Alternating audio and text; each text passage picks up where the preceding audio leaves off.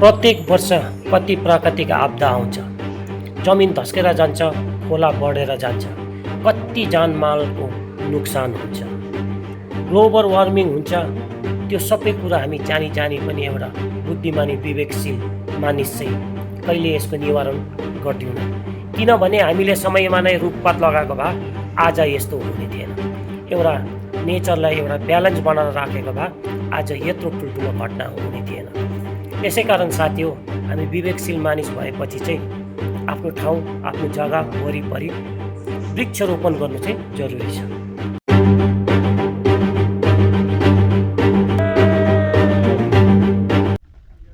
यो सबै भनेको चाहिँ बाटो भएको होइन, मानिसलाई अलिकति जागरुक गरेको साथी हो। नमस्कार, म सञ्जय चामलिङ राई। तपाईँले हेर्नुहुँदैछ Chamling nature lover blog. New day new blog. आज सन्डे अनि फेरि हामी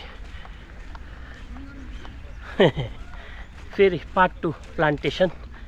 रेनिङ सिजनसम्म जति सक्छौँ हामीले गर्छौँ, प्लान्टेसन गर्छौँ। हाम्रो फिटनेस ग्रुपले पछिबाट आउँदैछ सबैजना, हामी चाहिँ यसरी लागिरहेको छौँ। तपाईँले पनि सक्दो अगर सक्नुहुन्छ भने चाहिँ प्लान्ट लाउनुहोस्। बहुत राम्रो चिज हो यो, ठुलो तपाईँले नेचरलाई उपकार गर्नुहुन्छ। अनि मलाई आशा छ यो जतिजनाले पनि हेर्नुहुन्छ यो ब्लग, एक न एकजनाले चाहिँ यसको नियम मान्नुहुन्छ होला भनेर, एकजनालाई चाहिँ कमसेकम एकजनालाई चाहिँ म जागरुक गर्नु सक्छु भन्ने मलाई आशा छ।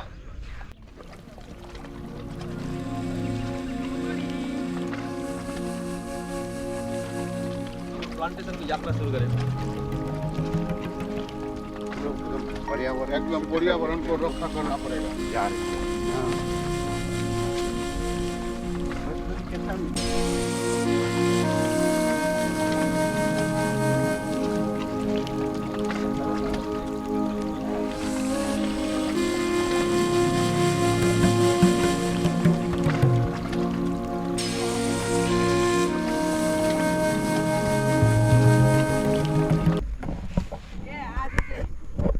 यही पट्टिदेखि हामीले फर्स्टमा स्टार्टिङ गरेको थियौँ।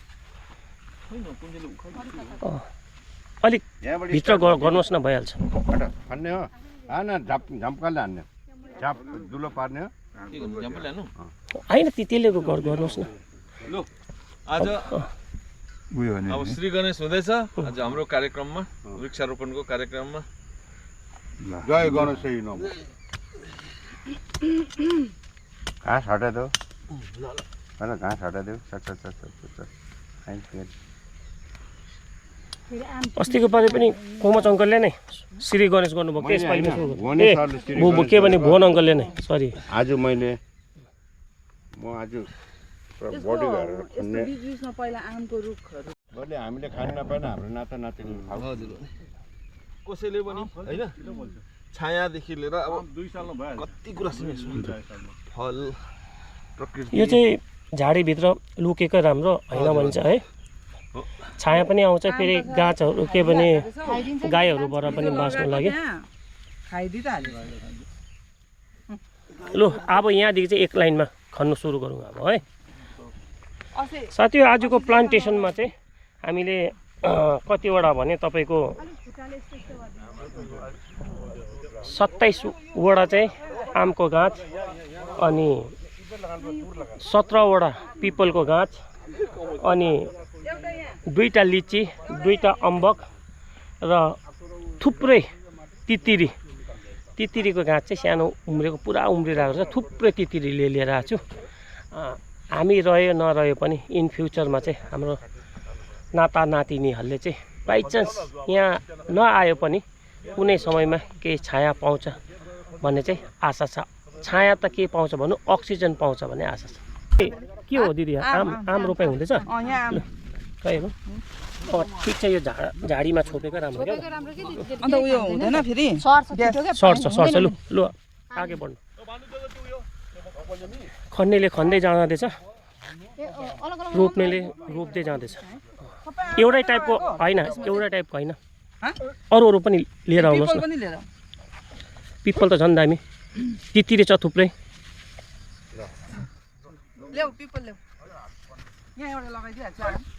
लु लगाइदिनुहोस्। यो चाहिँ तारा दिदीको हातले होस् आमै लगाइदिनुहोस्। गोरुहरूले अस्ति पनि लगाएको थियौँ है।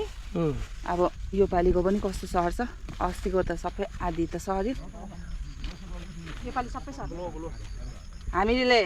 हामीले यो वृक्षारोपण रोप्दाखेरि के भन्छ घाम लागिहाल्छ नि त, पानी परिदिएको भए चाहिँ सरिहाल्थ्यो। सिलगढीमा चाहिँ यसपालि पानी राम्रो परेको छैन, पुरा घाम टन्टनी छ, एकदम पापर जस्तो पानी त अस्ति चाहिँ पऱ्यो नि, ल ल कोमो जङ्गलले चाहिँ एकदम धरती हलाइदिँदो रहेछ है।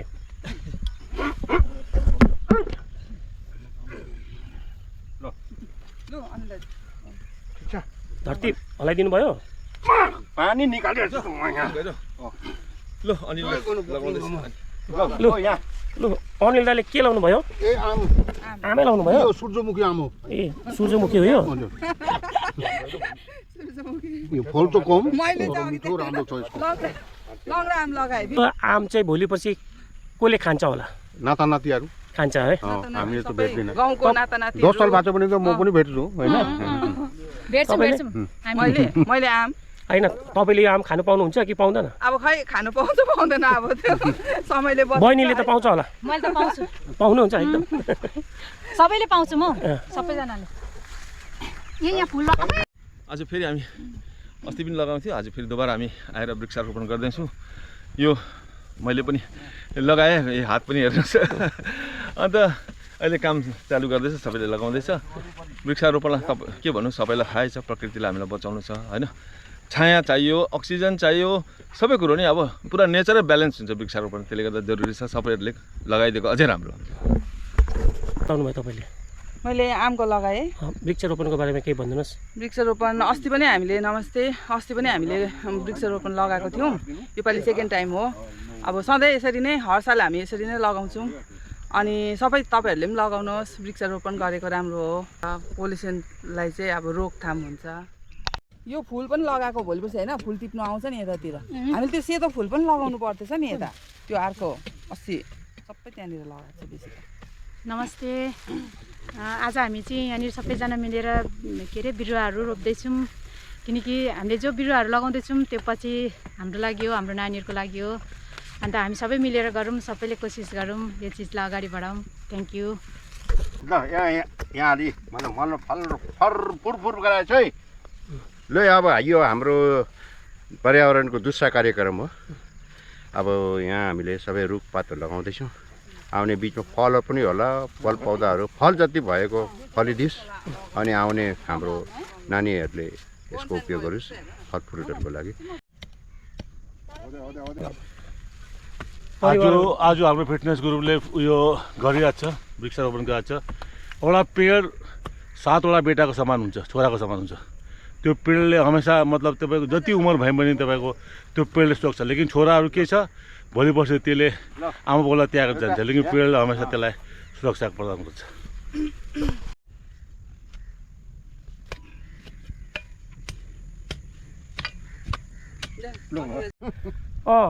दिदी भन्नुहोस् त, आज को आएन? आज विपिन दाजु आउनु भएन, अनि सन्तोष दाजु आउनु भएन, हाम्रो कटप्पा दाजु, अनि पासाङ दाजु खै किन आउनु भएन। आज सन्डे मनाउनु भयो। पासाङ दाजु चाहिँ सुतिरहेको होला कि? पासाङ दाजु चाहिँ सुतिरहनु भएको होला, अल्छे पासाङ दाजु।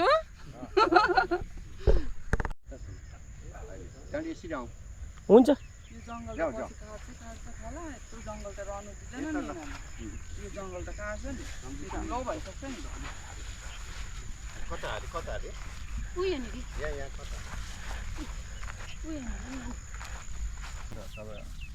यस्तो सेपमा है के खाँदैन जनावरले, अनि छाया पनि परिरहन्छ। घाम निक्लिहाल्यो भने त हजुर हजुर कहाँ हुन्छ। साथी हो, मैले चाहिँ पिपल लाउने मौका पाएँ। पिपलको गाछ तपाईँले 100वटा बाहुनलाई बोलाएर यज्ञ गरेको र एउटा गाई पालेको बराबर अरे, त्यस्तै 100वटा गाई पालेको र एउटा रुख लगाएको त्यति नै ठुलो पुण्य भन्छ। कारण चाहिँ के भने हजुरहरूले पनि आफ्नो छेउछाउमा एउटा भए पनि रुख रोपिदिनुहोस् भन्ने आग्रह मात्रै हो।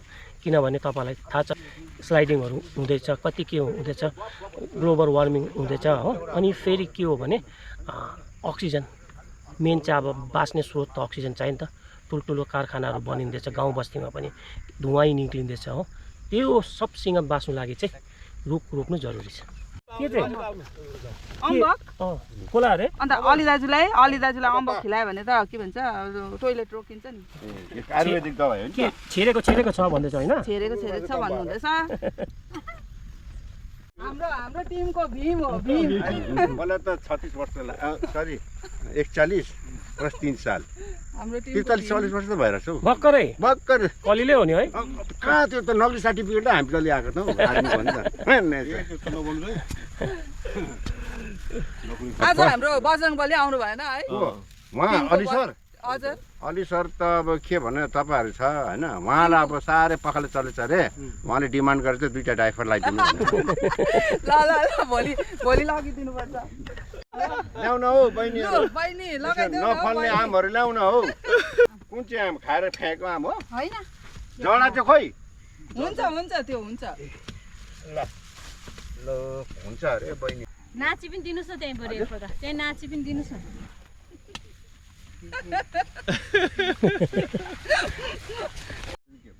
भाउजू के हेरेर त लाग्यो।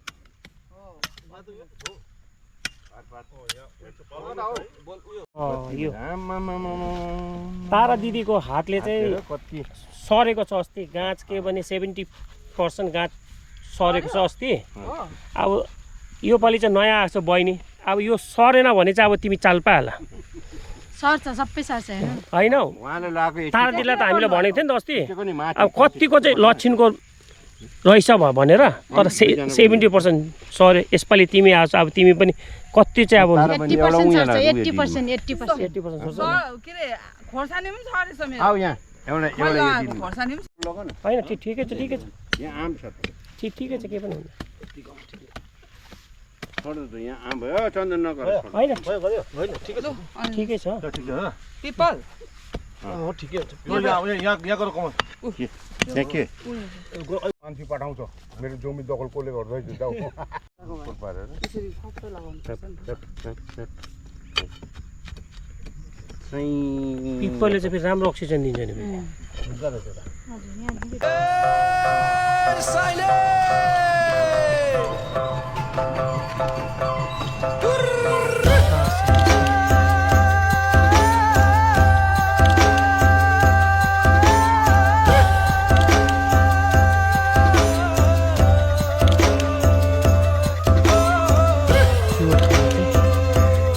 यो ठाउँमा चाहिँ अब प्लान्टेसन कम्प्लिट भयो साथी हो।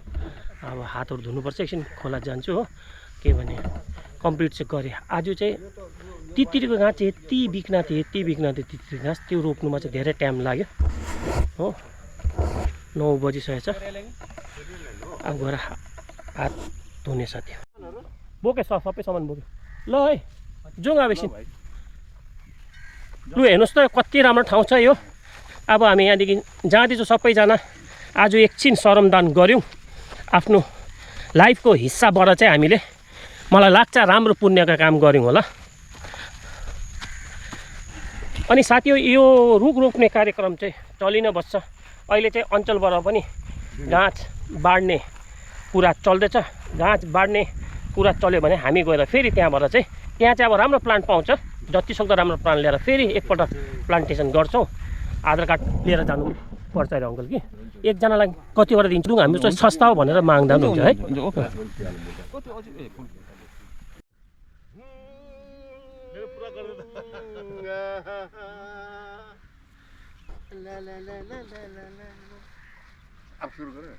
म त अब रिसाउँछु बोल्दै बोल्दिन, रुने मान्छेसँग दिल खोल्दिन। मुसुक्कै हाँसिदेऊ फुल फुले झै, मुसुक्कै हाँसिदेऊ फुल फुले झै। हो पानी परेपछिको आकाश खुले झै। वाह ताली ताली ताली ताली। यो हो ए मतलब यहाँसम्म मात्रै जानु सक्छ। यो यो बिचको चाहिँ अब टापु हो नि त त्यो कहो ना प्यार हे भन्ने क्या त त्यही हो यो कहा ना प्यार हे खै